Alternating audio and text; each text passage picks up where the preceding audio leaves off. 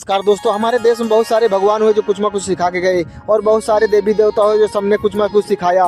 जैसे श्री कृष्ण भगवान दे गए श्रीमद् भागवत गीता जो हमें जिंदगी जीने का तरीका बताती है। राम जी सिखा गए नियम संस्कार संघर्ष करना।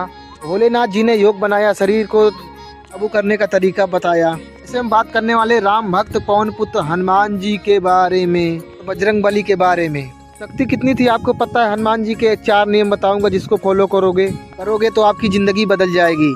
देखो, नियम सीखोगे, गुण सीखोगे, तभी बदलाव आएगा।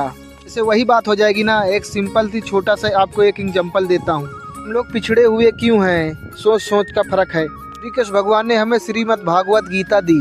हम क्या करते हैं? पढ़ते नहीं है। हमारे घर में श्रीमद् भागवत गीता ऐसे पड़ी रहती है, उसको पढ़ते नहीं है। उसमें लाल कपड़ा लपेट कर उसको हर रोज भोग लगाते हैं कि हम किताबों से ज्ञान नहीं लेते हैं। अच्छी बात है, इज्जत करनी चाहिए।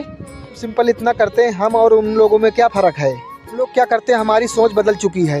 लोग क्या करते हैं? श्रीमद् भागवत गीता को रखेंगे और उसको हर रोज दिया जलाएंगे, है कि नहीं? लेकिन फॉरेन में क्या हो रहा है? दूसरे देशों में, अमेरिका और इंग्लैंड है, लोग क्या करते हैं? स्टडी करते हैं हमारी श्रीमद् भागवत गीता को और ग्रंथों पे और वेदों पे स्टडी करते हैं। आप देखो कहाँ से कहाँ है। इसलिए भाई, शक्तिशाली बनना है तो दिमाग से और शरीर से, दोनों से। और जो आज मैं हनुमान जी के नियम के बारे में बताऊंगा, इनको फॉलो करने के बाद तो 2 से 3 महीने बाद आप में बदलाव आएगा। आप मुझे याद करोगे। पहला नियम था जो हनुमान जी का, वो था ब्रह्मचार्य। देखो, लोगों ने ब्रह्मचार्य के नियम को क्या निकाला हुआ है। ब्रह्मचार्य का पालन करना है तो शादी नहीं करना है। सबसे पहले इस चीज़ को समझ लो, ये होता क्या है। तो पहले क्या होता था? 13 से 25 साल हर किसी को ब्रह्मचर्य करने का अनिवार्य होता था। 13 से 25 तक क्यों बता रहा हूँ? क्योंकि इसकी शक्ति बहुत ज़्यादा होती थी, दिमाग से भी और शरीर से भी। जैसे राम भक्त हनुमान जी थे, और भी बहुत सारे भगवान थे। जैसे जिसका कोई लक्ष्य रहता था, बहुत बड़ा लक्ष्य रहता था, तो हमेशा के लिए ब्रह्मचार्य का पालन करते थे। क्योंकि ब्रह्मचार्य आदमी के लिए कुछ भी असंभव नहीं होता, भीष्म पितामह जी कहे गए। इसलिए ब्रह्मचर्य का पालन कोई भी कर सकता है। तो मैं मानता हूँ कि पहले के समय कुछ और था। उस समय गोकुल होते थे। 13 वर्ष से 25 वर्ष तक बच्चे को ब्रह्मचर्य की शिक्षा दी जाती थी। 10-10 साल तक ब्रह्मचर्य की शिक्षा दी जाती थी। मानता हूँ कि उस समय का वातावरण कुछ और था, मगर इस समय इस शिक्षा को ही खत्म कर दी गई है। किन लोगों ने किया है वो आपको पता है। वो लोगों ने इस शिक्षा को खत्म कर दिया है कि उन लोगों को पता है कि यहाँ पे कभी शिवाजी महाराज, महाराणा प्रताप और भगत सिंह और रानी लक्ष्मीबाई जैसे योद्धा रहते थे शिक्षा से। क्योंकि उन लोगों को पता था, उन लोगों ने इसलिए इस शिक्षा को ही खत्म कर दिया है। आप समझदार हो, किन लोगों ने खत्म किया है। तो भाई, आप चाहते हो घर में रह के ब्रह्मचर्य का पालन, तो इसमें 3 चीजें मुख्य होती हैं। इसका आपका पालन करना होगा। आपको सुबह उठना है, सूर्य उगने से 2 घंटा पहले होता है ब्रह्म मुहूर्त का समय। और दूसरा, सुबह आपको उठ के प्राणायाम और ध्यान करना है कुंभक के साथ।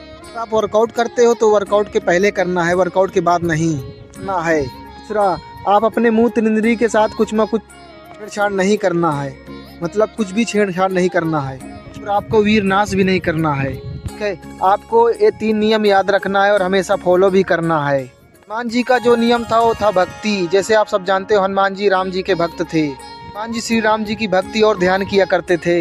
ऐसे आपको करना है, भगत बनना है। किसी भी भगवान का, क्रांतिकारी का, उनके गुणों को फॉलो करना है, उनके गुणों को धारण करना है। तब जाके आप दिमाग से और शरीर से शक्तिशाली बन पाओगे। यही कारण है जिंदगी में भक्ति की जरूरत होती है। हनुमान जी का जो तीसरा नियम है जो सीखने को मिलता है, वो है शरीर निर्माण। शरीर निर्माण इस तरह करते थे, शरीर की मजबूती, शरीर को मजबूत करो। तो अपने शरीर को मजबूत कर रखना है हमेशा युद्ध के लिए। शरीर निर्माण के लिए दंड लगाने होते हैं, जैसे हनुमान दंड, राम मूर्ति दंड, सब दंड लगाओ। अगर जिम करते हो तब भी ये सब दंड लगाओ। क्योंकि जो हमारे भारतीय दंड है, इनका मुकाबला, तो मैं गलत नहीं बोलूँगा किसी के दंड के बारे में, पर इसका मुकाबला कोई नहीं कर सकता। मैं तो सिंपल बताता हूँ, ठीक है। जो हमारे भारतीय दंड हैं, वो ताकत इन भारतीय दंडों से ही मिलेगी और किसी चीज़ से नहीं मिलेगी। सभी दंड आपके पूरे शरीर को लोहा बना देंगे, ये बात हमारी याद रखना। चौथा नियम, जैसे हनुमान जी चूरमा और राम जी कंदमूल के फल खाया करते थे, जैसे घी, चना, गुड़ आदि खाया करते थे। इसलिए हम सबको हमारे जो भगवान हैं उनकी खुराक के आधार पे चलनी चाहिए। उस आधार पे चलोगे तो आपको अच्छा परिणाम मिलेगा। बादाम, देसी घी, दलिया, ये सब खाना चाहिए। तो कुछ बताऊंगा, उस बात को ध्यान से सुनना, तब जाके आपको समझ आएगा, तुम को अच्छे से फॉलो कर पाओगे। देखो पहलवान हमेशा हनुमान जी के और राम जी के नियमों पे चलते हैं। उसके अंदर कितनी ताकत होती है, उनका नाम चलता है। पुराने से पुराने पहलवान का नाम चलता है, उनके अंदर कितनी ताकत होती है। से आपको भी इन नियमों पे चलना है, अनुशासन लेके आना है, तब जाके कुछ होगा भाइयों। आशा करता हूँ कि जितने नियम आप सबको बताए नियमों को फॉलो करोगे। जय हिंद, जय भारत।